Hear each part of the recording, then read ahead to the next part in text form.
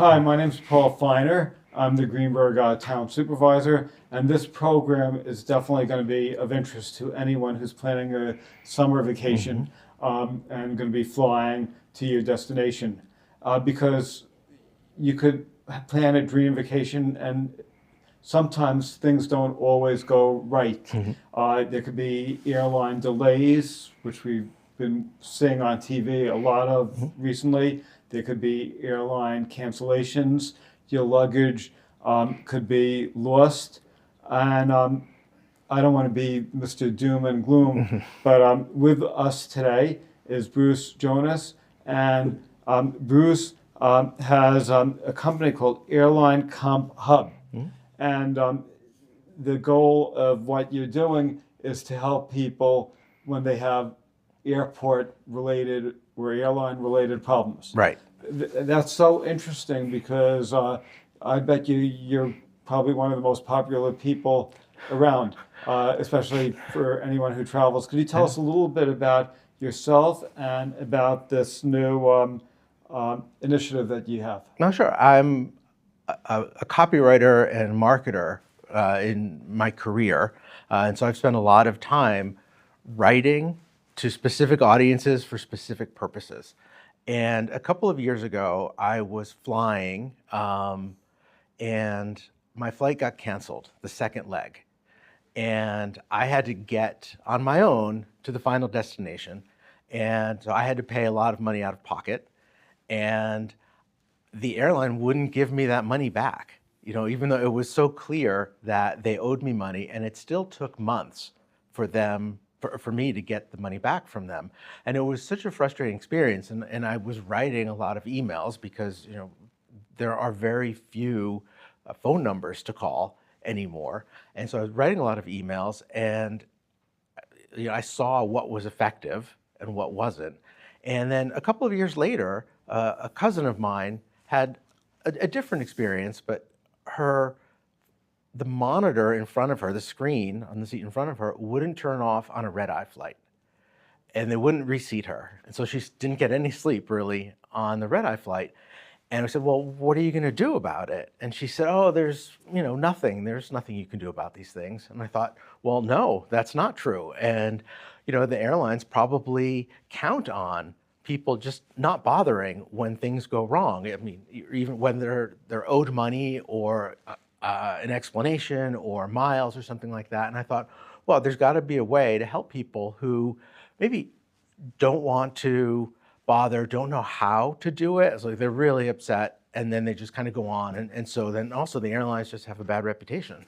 And also they'll ask for documentation, and by time, then you have to go through all your files, and it could take months before you get anything.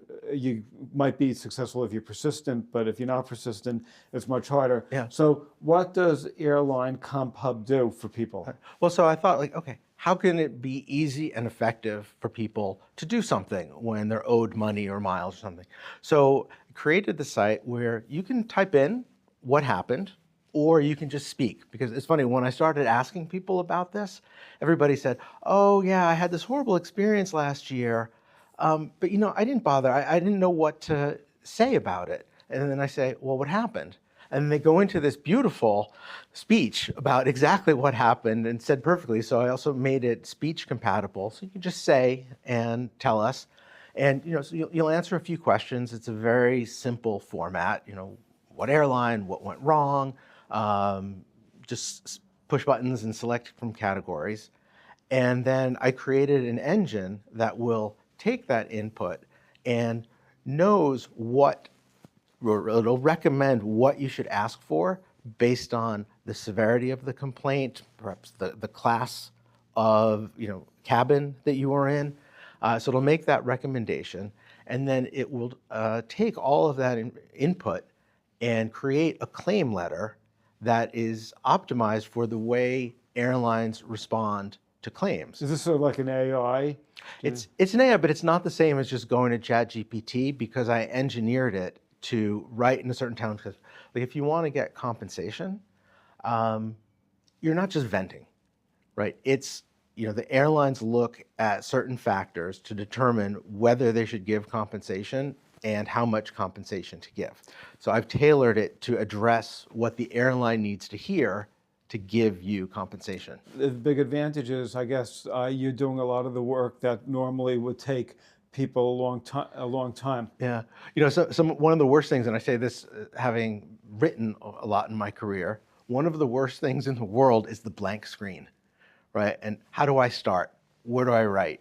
How do I phrase it? And so I try to take that out of the equation for people, where they can just answer some questions and have it done, compiled professionally and effectively for them. And I guess the airlines understand the buzzwords, and if you do the right buzzwords, do you also like intervene with, say, like a CEO of a company? Like, I know, like, sometimes when I've had consumer complaints, I'll go on LinkedIn and I'll see who the chief executive officer is, and then I might write them a note, and sometimes I'll get better successes. Or that's definitely one tactic. Right. I mean, I've built mine so that it is just you're going to the customer service section, but I provide the claim letter, and people can copy and paste it and do whatever they want with it. Do you So ask they could them send to? it. Do you do the, like? Is it like one-stop shopping where you'll actually go to and do the claims for them, or are you just giving them information and then they're responsible for reaching out to the company? Right. So I'll give them the claim letter that they can edit or Right. just copy, and I give them the link to the Delta or American Airlines customer Right. service page. They go there. They'll have to fill in their name and everything for the form, but then they can just copy and paste the letter right in. That is great. Could you give us an example of some stories or constituent problems that have been resolved? Sure.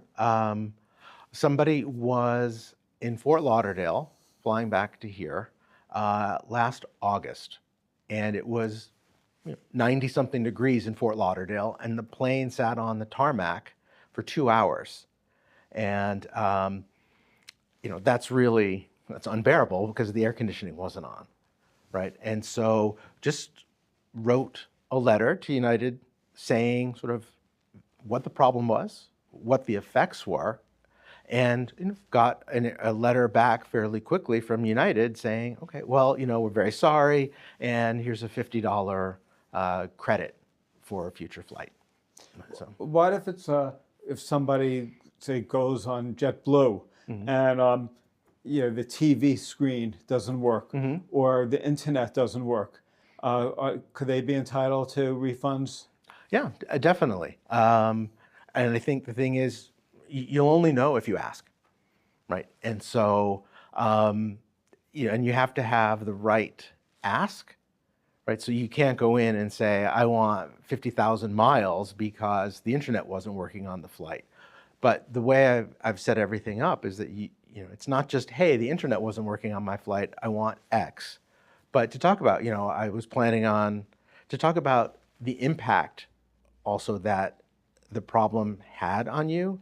So I needed to work for a presentation I was giving on, when I landed and stuff, to give it a little bit of context. So, like, if I would say, I was looking forward to watching a movie, they probably will say, okay, we may give you a free something, but if you say, listen, I was really planning to work and now I basically lost hours, I might get more. I think, yeah, it's funny. I said I was flying home yesterday, and I was talking to one of the flight attendants about this, and she said, that sometimes people have kind of glommed onto the idea that, if some little thing goes wrong, they can, get some miles, or, they'll make stuff up and things like that. So I think that this is really for if something really disturbing or, a real problem. Not something like I didn't like the movies or my screen cut out in the middle. I think, for a few minutes. I mean, what if they're sitting there like a baby that's screaming the whole time? Have you ever had that type of problem? Well, I think so. That's interesting because there's a distinction really between things that go wrong and things that the airline can control or do something about. So if there's a thunderstorm and you're delayed, it doesn't make sense to complain, right? It's not the airline's fault that there's a thunderstorm. If there's a baby crying, it's not the airline's fault. If there's something really drastic about it and that maybe the airline could have addressed, yes. But actually, and that's one of the questions that I ask in preparing the claim is, did the airline do anything about it? Did they, so you're like 4 or 5 levels, like, yes, they solved it, or yeah, they tried, but they couldn't. No, they didn't try at all, or I didn't ask, and things like that. So that can also determine, so if they didn't try anything to solve the problem, then I think you have a better case that you should get some compensation for whatever went wrong. Well, what's the website before I forget to Okay, ask? so it's airlineCompHub.com, so the same as the name of the company. That is great. Have you been? Do the airlines know about you? No, not yet. I mean, when I was talking to the flight attendants yesterday, one of them was sort of a little defensive and saying, "Oh yeah, people abuse this and everything," and the other one was like, "Oh, that's a really good idea. Yeah, things go wrong, and people should have a way of getting in touch and being effective in terms of asking for compensation." What if you think the flight attendant was rude to you? Is that something that you're entitled to? I'm just thinking out loud. Well, so there are no rules around it, right? So you can ask. And it depends on how rude, what it really was. So I mean, I had a horrible experience one time getting into a lounge, right, where I had the lounge pass and they wouldn't let me into the lounge, and it was the way that I was spoken to that was really offensive. Even though the situation itself is not, I mean, you're lucky to be going into a lounge and have that, but still, it can be an unpleasant experience, versus an empathic one that you would expect when you're paying for a product. I was on a flight maybe a year ago or less than a year ago, and I think there was a thunderstorm. There's some delays, and then the pilot said, "Oh, by the way, we're running out of gas." Have you? And so I wrote to the head of the company. I don't think I got any refunds or anything, but is that something that where they could say something that could make you a little nervous? There could be a little turbulence, and they say, "Oh, by the way, we don't have enough fuel. We're worried about not having enough fuel." I don't know if that ever happened to you. Well, what happened when they said they don't know if they have enough fuel? Did they just do an emergency landing somewhere? Or? No, then they landed up. They said there's a thunderstorm and JetBlue didn't give us enough fuel, and then I got a little nervous. That is definitely sounds like something under the airline's control. So then I could have basically said I have mental distress. Yeah, I don't. Again, that's why if it goes through the Comp Hub, I wouldn't put it necessarily that way. Right. But the idea is, that's they shouldn't be giving their passengers an experience like that. Right? That's just wrong. And it's actually interesting. As I said, there are no rules around it. There are some rules in the U.S. around like the maximum for, if they lose your bag, like you can't go and say, well, my Stradivarius was in the bag and you owe me $1 million. So how much is the maximum? It varies a little bit, but it can be like $1,750 or $1,750, $3,750. Does that keep going up? Because if you lose a bag now, it's probably not as great. Yeah, I don't know when or if it's changed recently. Right. I doubt it's pegged to inflation to change every year. Right. But what's interesting is it's very different in Europe. So if you're flying to Europe or from Europe or within Europe, they have very strict regulations around if your flight is delayed or canceled, if for some reason you were denied boarding, with fixed amounts of compensation that you're owed. So that if you fly from Paris back to New York and the flight is delayed more than 4 hours for a reason that's within the airline's control, so again, not if there's a thunderstorm in Paris, but that you're entitled to up to 600 euros of compensation. So that's actually one thing that I built into the site, is that if, when you're filling out the questions of what happened, if you say, oh, I was in Paris and I flew to New York and the flight was 5 hours late, it will say, okay, well, you might be eligible for 600 euros of compensation, and that's a slightly, and then it'll do the claim for that instead, because a lot of Americans don't know that they're eligible for that. That's this is like, I think, such a fascinating topic. If you lose luggage, you said you could get that. What are some of the other what haven't what should somebody immediately do? Go, I guess, first go to the baggage claim office and. Yeah, so there's like, for example, at Kennedy, Right. There's, it's really just like a couple of screens where you go and you enter your information, your address, and you feel very like lost, because it doesn't seem, it's not comfortable that you're just putting something in a screen Right. and leaving the airport without your bag. And then you just kind of have to hope that it shows up. And, but I think it's important to document it, to say what's happening, to say it's been 3 days, so that then if it is lost, you can say that, you were trying to do it, and or that they weren't responding to you. It's building your case to an extent. If the federal, the federal government seems to shut down every couple, I'd say, weeks or months lately, and if they are shutting down and you have a flight and the flight is canceled, is the airline responsible for reimbursing you when it's not their fault? Well, no, I mean, I don't think so. Certainly in Europe, the rules are, it has to be something that the airline could have controlled. But that's actually one of the interesting points is that, and frustrating points, is that the airlines will deny it was their fault, and so you sometimes have to push to get that. So that's what happened to me when I had a flight canceled. So I guess one of the things is people should realize that sometimes if they say no, do you take no as a final answer? No, I mean, they'll say what they think or what the response is, and you can evaluate whether you're satisfied with that response, whether you think it's accurate. And again, so I'll help you also send me that response, and I will generate your response to that response. And if you want, like, until you're satisfied with the result, and at some point maybe you're not going to get something for it, but I'll support you that whole way through. And as you said earlier, it's getting harder and harder to reach a human being now. Yeah. So that's why a website like this is really important, because you could go and you could think you're going to be able to reach somebody, and then there'll be a customer complaint and you don't even know if anybody's reading it. Right, and it's so frustrating, and there are airlines that really they don't have a phone number, and part of it, and this is, in some ways it's a shame, that a lot depends on also your status with the airline.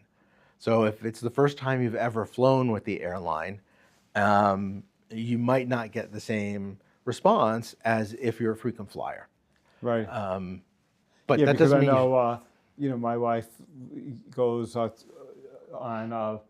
JetBlue a bunch of times, and she has the Mosaic status, so that's so she's more likely to get help than if it was a first-time flyer. Right.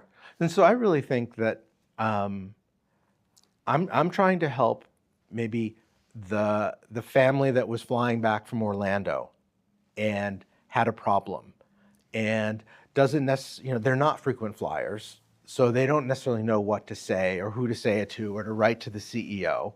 And so I want to give them like an easy, affordable, effective option to not just take it. What about when you're entitled to a hotel being paid for by the airline? How many hours is that usually? I don't know that depends strictly on hours, because if it's 8 a.m. to 1 p.m., you don't get a hotel. But if it's the last flight out, maybe you do. And again, each airline is going to have its own policy about these things. So you have to make sure that you want to have a sense of what their policy is, so that if you're entitled to something or not. And it used to be that after a couple hours they'd give you a free meal, but now I guess you have to ask for it more. It's, again, it's by individual airline, and so what their policy might be. So Right. it's complicated. Do you have like a favorite airline? I have an airline that I fly the most, but I don't feel like I should. Publicize Right. on that. And are there airlines you would never go on? Yes, there are, but I feel like I should even less say what those are. Otherwise, they'll sue you for defamation. Right. And how do you publicize your website? Because I would think that there's a lot of it's very affordable what you're doing, and and just for somebody who doesn't want to spend a lot of time on their own, it's a really great. I think this is a great public service. Right. So how do you get the word out? Well, I mean, I'm here, I'm talking to people. I've had a few articles in some local publications. Yeah, I read it in the Rivertown Dispatch. That's right, and it was also in the West Fair Business Journal. But I'm really at the beginning stage of this, and so I want to talk to a lot of people. And I'm not charging a lot, so I don't have an enormous ad budget to go out there, but social media, word of mouth for now, starting local and then hopefully growing. That is great.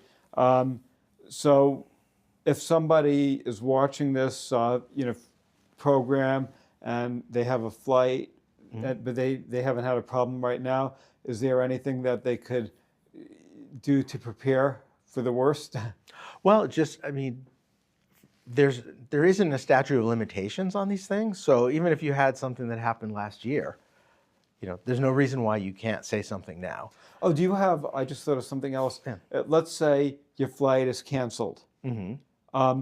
Does this website give people tips on how to get another flight on another airline, and what rights do people have? Well, again, it's probably there's a lot of information about different types of complaints, Right. How to reach airlines, how to complain. So yes, Right. that's there. It's probably not like if you're in the airport and you need to get rebooked, then the best things to do are if you can't get through to customer service, like the airline's chat feature generally is good. If you have the airline's app on your phone, that's a good way to reach them. So you can do multiple things at once. You're online at the customer service, you're trying to call, and you're chatting at the same time. So, Well, because I know once one of my flights was canceled and my wife was working nonstop, and she was able to connect with a different airline. I think the airline that had significant delays, let us switch. So what I try to deal with, if you think of that situation as a whole, and then you have to, let's say you pay out of pocket for the second airline's flight, well, then you're also in a reimbursement situation with the first airline. So it becomes a little complicated, and then they are slow and reluctant to pay. So that's part of what the site is meant to handle, like how to deal with that, simply. Right. Is the response to your website better than you expected, or is this sort of like you expected when you started it? No, I think I was thrilled that it works. And I've had people call me up and say, I got more than, I never would have asked for that much, and I actually got more than that.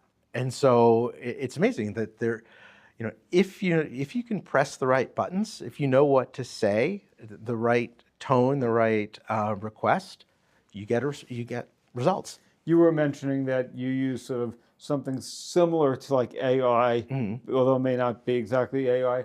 So did you do all the programming yourself? Yeah. So and you didn't have like anybody else? Boy, I'm really impressed. You must be like a genius. No, well, thank you, but it's amazing what you can do now to build a website in relatively short order. But the real challenge, and I think what makes this different, is how I built the engine to take in your story and turn it into a strong claim, right? In a way that you can, again, that you wouldn't do just through ChatGPT. So how long did it take you to create the website? Well, I started last June, but I did an accelerator that was sponsored by Westchester County in the fall. And so I've gone through a number of different iterations till now. So it's not so much today building the site, it's not the technology of it, it's what works well. Like, how do you get it to work well for a customer? And then, how do you think of like, okay, who is this going to serve and how is it going to serve them? Right. This is great. Unfortunately, we ran out of time. My guest has been Bruce Jonas, founder of the Airline Comp Hub, and the website is easy to remember. It's airlineCompHub.com. Yes. And I really appreciate this. I know that this is something that a lot of people will benefit from. Yeah. Thank you. Yeah, there are a lot of people who fly in Westchester County, and I hope that this can help them. It definitely will help a lot of people. So thanks so much for joining us, and hopefully the next time people go on a flight, they'll have a good experience. Yeah, and if they don't, they know what to do. Great. Thanks a lot.